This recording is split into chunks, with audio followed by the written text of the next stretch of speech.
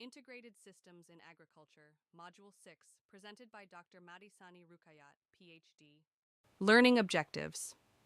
In this module, learners will be able to understand fundamental concepts of integrated farming systems, explore resource optimization techniques used in integrated farming systems, acquire mechanism used in aquaculture integration, develop knowledge of economic viability and sustainability, address environmental and sustainability goals, promote innovation and problem solving, gain practical implementation skills through analyzed case studies, enhance collaboration and community engagement. Concept of Integrated Farming Systems, IFS. Integrated systems in agriculture combine multiple farming practices and technologies to create efficient and sustainable food production systems. It is a biologically integrated system, which integrates natural resources in a regulated mechanism into farming activities to achieve maximum replacement of off-farm inputs and sustain farm income. IFS interlink various elements crops, livestock, aquaculture, and forestry into one cohesive symbiotic system, unlike traditional methods that often focus on single farming system. IFS also address the issue of climate change, nutritional security, land shrinkage, and feeding the increasing human population, which are most concerning factors in agriculture. Permaculture and agroecological practices includes components of integrated agricultural systems, agroforestry, aquaculture integration, permaculture and agroecological practices, energy and water conservation, resource management and waste recycling. Benefits of integrated farming systems, IFS. 1. Environmental sustainability. IFS reduce greenhouse gas emission, sequence carbon sequestration, and curtail deforestation. Second, farm resilience increment. IFS build resilience over external shocks such as pest outbreak, climate change, and market fluctuations. 3. Economic benefits. This can increase profitability for farmers, create financial stability, and reduce the business risk and boost crop and animal productivity. 4. Enhanced resource efficiency. This efficient use of resources will reduce waste, lower input cost, enhance circular farm economy, where every output has a purpose, enhancing overall productivity. 5. Biodiversity preservation. Reduce the need for chemical inputs, creating a healthy environment for beneficial organisms, such as pollinators and pest predators. Biodiversity in farming system enhances ecosystem resilience. Challenges of integrated farming systems, IFS. 1. Complex management and labor requirements. When a farmer lacks proper knowledge of integrated farm system, it might lead to rigorous management. 2. Technical knowledge and training. Farmers' ability to use agricultural technology is insufficient. 3. Space and land restrictions. Adopting a comprehensive IFS may not be feasible for a small-scale farmer since it requires sufficient land area to accommodate multiple agricultural components. 4. Product marketing and access.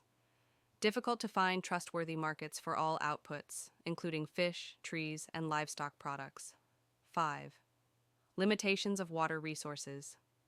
IFS promotes efficient water usage, but due to some limitations, water resources remain a challenge in arid and semi-arid regions. 6. Pest and disease management. If there are inadequacies in IFS, it can lead to challenges in pest and disease management. Integration with aquaculture. The integration of aquaculture is often referred to as aquaponics when networked with hydroponics. This process involves cultivation of plant and fish using the same recycled nutrients factors. It can be used to irrigate soil-based crops. This is an holistic approach for agricultural sustainability and also increasing the production rate from the aquaculture system. It also maintains the environmental inputs through water usage and also waste discharge and chemical. Aquaponics, combining fish farming and agriculture. This system makes the fish farming produces waste nutrients and hydroponics utilizes nutrients for plant production, significantly reducing carbon emissions, water use, and production costs compared to other methods. This method supports cultivation of various agricultural products such as lettuce, strawberry, tomatoes, and herbs. This setup utilizes the plant to filter and purify the water. It is a recycling process that creates a continuously loop in other to conserve and maintain water quality. Water recycling and nutrient management. This is the heart of sustainable integrated farming system, whereby it create interconnected growth between plants and fish. This is a closed-loop system that optimizes resource use and minimizes waste. Water recycling is reusing treated wastewater for beneficial purposes such as agricultural and landscape irrigation, industrial processes, aquaculture, and replenishing a groundwater basin. Nutrient management refers to the maintenance of soil fertility and of plant nutrient supply at an optimum level for sustaining the desired productivity. Managing nutrients is referred to as the 4 Rs: right rate, timing, source, and placement. Aquaculture and agriculture have both economic and environmental benefits. They interact to properly recycle water and other nutrients resources. Benefits of water recycling and nutrient management. Environmental benefits: reduced water use, lower pollution levels, reduced dependence on chemical inputs. Economic benefits: cost savings on fertilizers, lower operating costs, increased market opportunities. Case studies in integrated farming systems. Integrated farming system combines different farming activities to create a sustainable and productive ecosystems. There are several case studies to showcase the importance of integrated farming system and how it has contributed to world development. By interlinking elements like crop production, livestock, and aquaculture, integrated systems provide resource efficiency, resilience, and increased economic returns. Integrated farming systems in Europe. Crop livestock integration. Germany, France, and the Netherlands have successfully implemented mixed farming systems. Agroforestry and perennial crop. This system operates in Spain and Italy, incorporate agroforestry. Trees and shrubs are planted alongside crops and livestock. Aquaponics and hydroponics. Netherlands have advanced aquaponic systems that allow for year-round vegetable production with minimal water use. Regenerative agriculture and no-till farming. The UK, Germany, and France have promoted regenerative agricultural techniques, leading to higher crop yields and carbon sequestration benefits. Cost reduction, 15 to 25%. Crop production, 20 to 30%. Reduced water usage, 40%. 15.6% to 49.9% increase in agroforestry.